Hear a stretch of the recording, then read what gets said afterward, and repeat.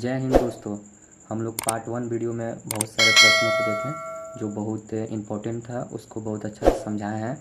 अगर आप लोगों ने नहीं देखा है तो जाके उसको देखिए। ठीक, अब हम लोग पार्ट 2 वीडियो में बहुत सारे ऐसे ऐसे प्रश्न को देखेंगे जो बहुत ज़्यादा इम्पोर्टेंट है, एग्ज़ाम में आता भी है 2 नंबर का। ठीक है, जैसे हम लोग ये जो प्रश्न है इसको मतलब देखते हैं हम लोग। ठीक है, ये है 140 को अभाज्य गुणनखंडों के गुणनफल के रूप में लिखिए। मतलब 140 को अभाज्य गुणनखंड, मतलब इसका अभाज्य गुणनखंड करना है और इसको गुणनफल के रूप में लिखना है। जैसे क्या करेंगे, 140 को क्या करेंगे, यहाँ पर ऐसे तोड़ेंगे। ठीक है, एकदम तोड़ना है यहीं पर एकदम। 140 ऐसे हो गया, इसको तोड़ना है। ठीक, तो ये कितना से जाएगा, 2 से 70 बार में, फिर 2 से 35 बार में, फिर ये जाएगा आपका 5 से 7 बार में। ऐसे तोड़ के एकदम तोड़ के, और तोड़ने के बाद 140 लिख के इसको लिख देना है किस किस से टूटा, 2 2 5 और 7। ठीक है, चाहेंगे तो 7 को भी तोड़ सकते हैं एक बार में, लेकिन फिर 7 लिखना ही पड़ेगा, इसलिए वैसे हम लोग नहीं करते हैं। ठीक है, हम लोग क्या करेंगे कि इतना तोड़ दिए और तोड़ने के बाद फिर इसको इस रूप में लिखेंगे। जैसे 2 2 है ना, तो 2 के पावर 2। ठीक, अगर ये 3 हो रहता है तो 2 के पावर 3, मतलब इसको इस रूप में करके अब बस यही आपका क्या हो जाएगा आंसर। मतलब कोई भारी नहीं है, बस इसका बोल ही है कि अभाज्य गुणनखंड के गुणनफल के रूप में, मतलब इसका अभाज्य गुणनखंड करके अब इसको गुणनफल के रूप में कर देना है बस।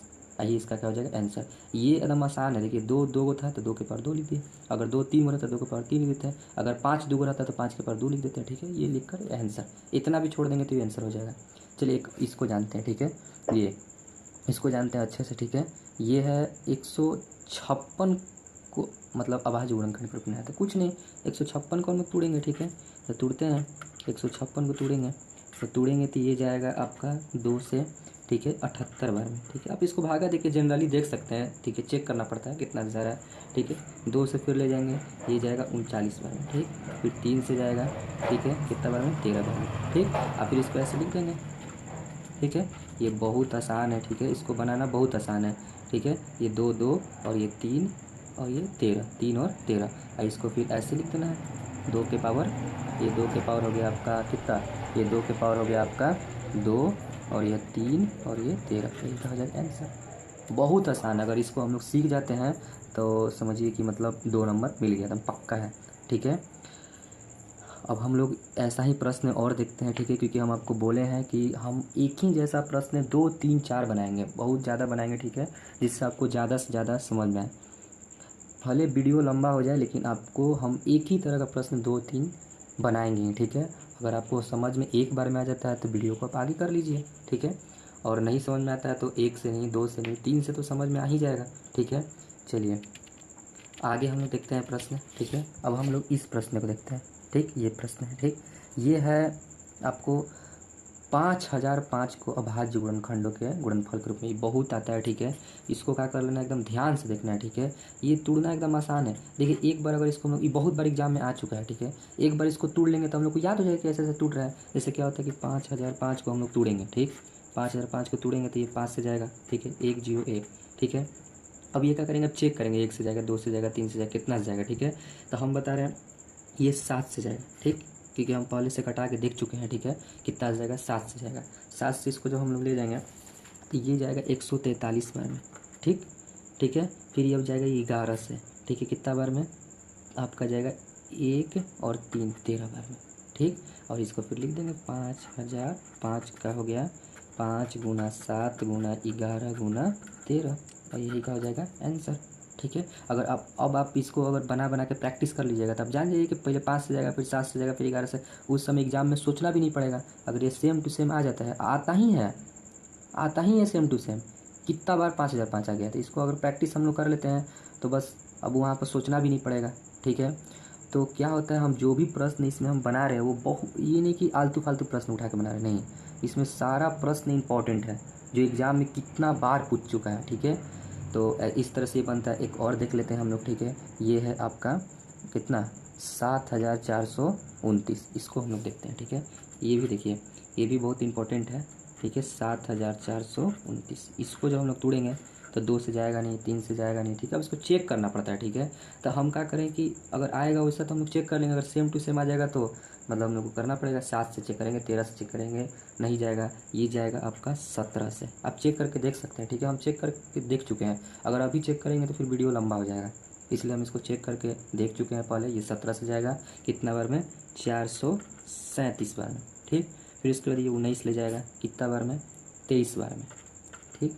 और ये हो जाएगा आपका 7429 का 17, 19 और 23, ये क्या हो जाएगा आंसर, ठीक। एकदम आसान है, ठीक है। एक बार अगर इसको आप तोड़ लेते हैं, इसी को प्रैक्टिस कीजिए ना जी। एग्जाम में देखिए बिहार बोर्ड ऐसा है ना कि ज़्यादातर सेम टू सेम प्रश्न पूछता है, ज़्यादातर चेंज जल्दी नहीं करता है। इसलिए हम कह रहे हैं कि ऐसा ऐसा प्रश्न बार बार प्रैक्टिस करके कितना कोई तो इसको याद कर लेता है कि 17 से जाएगा, 19 से जाएगा, 23 से जाएगा, ठीक है। अब हम लोग क्या करते हैं, अब देखते हैं अगला प्रश्न, ठीक। अब जो प्रश्न होने जा रहा है वो चेंज, ठीक है। ऐसा प्रश्न बन जाएगा आप लोग से। अब इस प्रश्न को देखिए आप लोग, ठीक, इस प्रश्न को, ठीक। ये जो प्रश्न है ये भी प्रश्न अब अलग है, उससे अब ये अलग है, ठीक है। ये प्रश्न देखिए क्या करा, आपको पूरा बढ़िया से इसको समझाते हैं, ठीक है।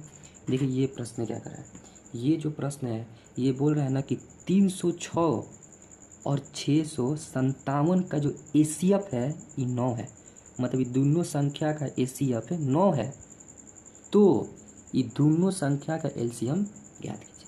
मतलब दो गो संख्या का दोनों, देखिए ये हमेशा एक के जैसा देता है, ये एगो दोनों संख्या का एगो एसीएफ देगा, एगो एलसीएम पूछेगा। कभी क्या होगा कि एलसीएम दे देगा और एसीएफ पूछता है, तो एकदम बहुत ही आसान है। देखिए इसका एक सूत्र होता है, देखिए हम सूत्र लिख रहे हैं। ऐसा अगर प्रश्न आता है एसीएफ दे के एलसीएम पूछने वाला, तो हम लोग इसका एक सूत्र है, इस पहले हम लोग देख भी चुके हैं सूत्र है, देखिए हम लिख रहे हैं। सूत्र होता है दो संख्याओं का गुणन हल बराबर एसीएफ इंटू एलसीएम, यही होता है, ठीक है। एकदम आसान है। दो संख्या गुणनफल बराबर एसीएफ इंटू एलसीएम। दो संख्या गुणनफल मतलब क्या, दो गो संख्या कौन कौन है, 306 और 657, ठीक। एसीएफ का मान कितना दिया है, 9, और एलसीएम का मान निकालना है, इसको छोड़ देंगे, ठीक। इसको हम लोग क्या कर देंगे, छोड़ देंगे। अब हम लोग क्या करेंगे कि एलसीएम निकालना है, तो इसको इधर भेज देंगे, तो ये आ जाएगा इधर 306 गुना 657, तो नीचे आ जाएगा भागा में 9, क्योंकि गुना में तो आएगा भागा में, फिर बच जाएगा एलसीएम। अब इसको कटाएंगे, ये कटेगा ही, पक्का कटेगा, ये कटेगा चाहिए, ये कटेगा ही, ठीक है। इसको जब हम लोग कटाएंगे ना, तो ये कटने के बाद आएगा यहाँ 34 बार में कटेगा। देखिए 9 × 27 और 9 × 36, ये 34 बार में कटेगा, ठीक। और 34 ले फिर इसमें गुना कर देंगे, तब गुना करेंगे तो हम गुना करके पहले से रखे हुए हैं, ठीक है। गुना आएगा 22,338, किसका मान, एलसीएम का मान। तो यहाँ से एलसीएम का मान कितना आ गया, 22,338, यही क्या हो जाएगा आंसर। बहुत ही आसान है, बहुत आसान, ठीक है, कुछ नहीं। अगर इस तरह का प्रश्न आता है तो ये बस सूत्र लगाएंगे और सीधे यहाँ कर दो संख्या गुणनफल, तो दोनों संख्या का यहाँ गुणनफल कर देंगे, और जिसका एसीएफ का मान दिया तो एसीएफ बिठाएंगे, एलसीएम छोड़ देंगे, एलसीएम दिया तो एलसीएम बिठाएंगे, एसीएफ छोड़ देंगे, ठीक। देखिए एक और बना के दिखा रहे हैं, ठीक, एक और प्रश्न पहले बना के दिखा रहे हैं, ठीक। अब हम लोग देखते हैं आगे प्रश्न, ठीक है। ये देखते हैं प्रश्न हम लोग, ठीक। तो ये देखिए क्या, ये है कि इसमें एलसीएम का मान दिया है और एसीएफ का पूछ रहा है, मतलब ये दोनों संख्या है, तो सूत्र हम लोग वही लगा लेंगे, ठीक है। सूत्र ये वाला लगा लेंगे। सूत्र क्या है, फिर से चलिए लिख दें, ठीक है। अगर मतलब यहाँ सूत्र लिखेंगे कि दो संख्याओं का गुणनफल बराबर एसीएफ इंटू एलसीएम, ठीक। तो दो संख्या गुणनफल कितना हो जाएगा, 96 और 404, ठीक। एसीएफ का मान निकालना है और एलसीएम का मान दिया 96, ठीक।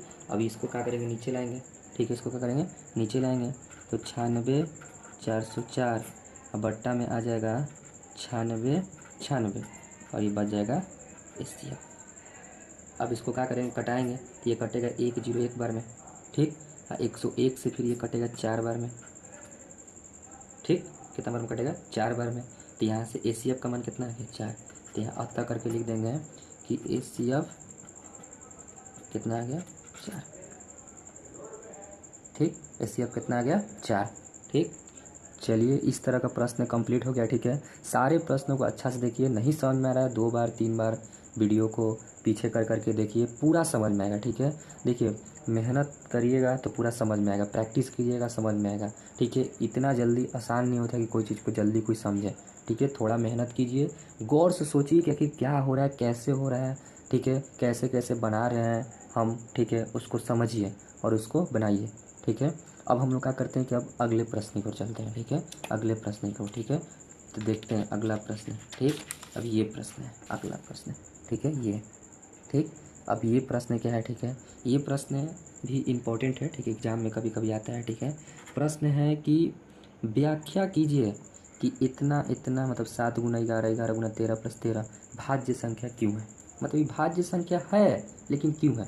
भाज्य संख्या मतलब कि किसी के पहाड़ा से ये कट जाए, तो ऐसा टाइप का प्रश्न आता है ना। देखिए कैसे बनाते हैं, एकदम आसान है। क्या करेंगे ना, सबसे पहले कि जो दिया रहेगा इसको हम लोग उतार लेंगे। सबसे पहले हम लोग इसको क्या कर लेंगे, उतार लेंगे। जैसे दिया रहेगा वैसे उतार लेंगे, ठीक है, समझिए, जैसे दिया रहेगा वैसे उतार लेंगे।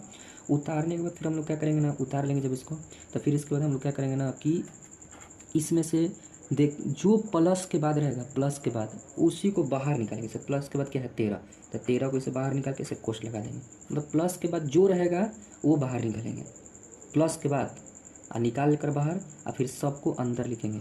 लेकिन इसको छोड़ के जो बाहर निकाल लिया ये 13, इसको हम लोग छोड़ देंगे। इसे देखिए 7 हो जाएगा यहाँ पर गुणा 11, ठीक है। देखिए ऐसा निकल चुका है, ठीक है। मतलब जौन सकल निकल जाएगा बाहर उसके जगह पर 1 लिखेंगे। जैसे 13 निकला है ना, तो 13, अगर 13 प्लस के बाद 13 निकल गया तो इसमें जहाँ जहाँ 13 नजर आएगा वहाँ वहाँ 1 होगा। जैसे यहाँ नजर आया तो 1 लिख दिए, अब यहाँ नजर आ रहा है तो यहाँ भी लिख देंगे 1। फिर से समझिए, ये उतार कर प्लस के बाद जो रहेगा वो ही बाहर लिखेंगे, ठीक। और लिखने के बाद अब ये जहाँ जहाँ इसमें नज़र आएगा वहाँ वहाँ 1 लिखेंगे, और फिर इसको अब सॉल्व कर देंगे, ठीक। 13, अब 13 लिख के अब इसको सॉल्व करेंगे, तो गुणा करेंगे तो 7 11 77, 77 1 77, और 77 1 हो जाएगा 78, ठीक। अब इसको क्या करेंगे, 13 टूटेगा तो तोड़ लेंगे अभाज्य गुणनखंड से, ठीक है। अगर 13 टूटेगा तो तोड़ लेंगे अभाज्य गुणनखंड से, ठीक है। तो ये टूटेगा नहीं तो इसको ऐसे ही लिख देंगे। 78 टूटेगा तो तोड़ लेंगे, तो देखते हैं टूटता है शायद, इधर साइड में कहीं तोड़ लेते हैं, ठीक है। इसको तोड़ते हैं 78 को, तो टूटेगा, ये जाएगा 2 से कितना बार में, जाएगा ये 3 और 9, ठीक है। 6 मतलब 2 3 6 और 2 9 18, और फिर जाएगा 3 से 13 बार में। मतलब ये हो गया आपका 2 3 13। मतलब यहाँ पर देखिए शुरू में कॉमन निकालेंगे, जो इसके जैसा रहेगा वहाँ 1 लिखेंगे। यहाँ पर था 1 लिख दिया, यहाँ पर था 1, बाकी सब ऐसे ही लिखाएगा तो 1। फिर उसके बाद इसको गुणा जोड़ कर लेंगे, कर देंगे यहाँ पर, ठीक है। कोष्ठ हटेगा तो गुणा होगा।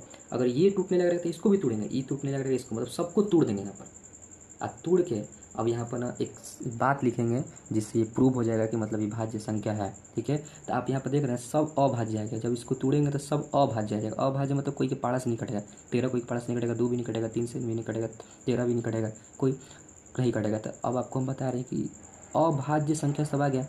अभाज्य संख्या का गुणा हमेशा भाज्य होता है, हमेशा भाज्य। जैसे अभाज्य संख्या 2 हो गया ना, अभाज्य संख्या 3 हो गया ना, तो गुणा करेंगे तो कितना आएगा 6। तो 6 भाज्य संख्या हुआ कि नहीं, कोई के पास कटेगा कि नहीं। अब 5 अभाज्य संख्या हो गया ना, 7 अभाज्य संख्या हो गया ना, 2 अभाज्य संख्या हो गया ना, तो 7 दूनी 14 14 50 70, 70 भाज्य हो कि नहीं। तो हम लोग जानते हैं कि अभाज्य संख्याओं का गुणनफल हमेशा क्या होता है, भाज्य होता है। तो वही बात यहाँ लिख देंगे कि अतः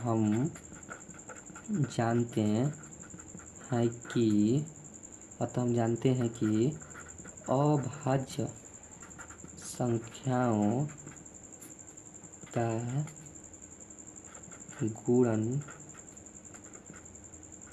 गुणनफल हमेशा क्या होता है, भाज्य होता है। साबित हो गया, ये साबित करना था, ठीक है। इतना काम करके ये हरदम यही हिंदी लिखेंगे, कैसा भी प्रश्न हो इतना करके इसको तोड़ के हरदम यही हिंदी लिखेंगे, ठीक। कुछ भारी नहीं है, ठीक है। इसको ध्यान से समझिए, पूरा समझ में आएगा। फिर से हमको बता रहे हैं कि यहाँ पर लिख कर जो यहाँ रहेगा कॉमन निकालेंगे, ठीक है। उसके जगह पे 1 1 लिखा जाएगा, जो जो रहेगा सकली वाला, ठीक है। फिर अब इसको जोड़ घटा गुणा कर लेंगे। करने के बाद अब इसको क्या करेंगे कि आसानी से जो टूटने का तोड़ देंगे, तोड़ के यही बतिया हरदम लिख देंगे कि अभाज्य संख्याओं गुणनफल हमेशा क्या होता है, भाज्य। यही हम लोग को बताना था, ठीक। अब अगला प्रश्न देखते हैं, ठीक। अब अगला प्रश्न देखते हैं, ठीक है। अगला अब हम लोग प्रश्न देखते हैं, यही है, ठीक है। तो इसमें हमको आपको बताएं क्या करना है। फिर से आपको बता देते हैं कि ये प्रश्न उतारना है, अभी बताएं आपको, ठीक है। ये उतारना है, ठीक। उतार लिए। उतारने के बाद हम लोग क्या करेंगे कि इसमें जो प्लस के बाद रहेगा वो कॉमन निकालेंगे। आपको बोले थे प्लस के बाद जो रहेगा वो क्या निकलेगा, कॉमन। तब 5 है, प्लस के बाद 5 निकाल लिया। अब जहाँ 5 नजर आएगा वहाँ 1 लिखेंगे। तो यहाँ 7 हो गया, 6 हो गया, देखिए यहाँ 5 नजर 1 लिखेंगे, ठीक। 4 3 2 1, ठीक है। और ये 1 क्योंकि यहाँ 5 है।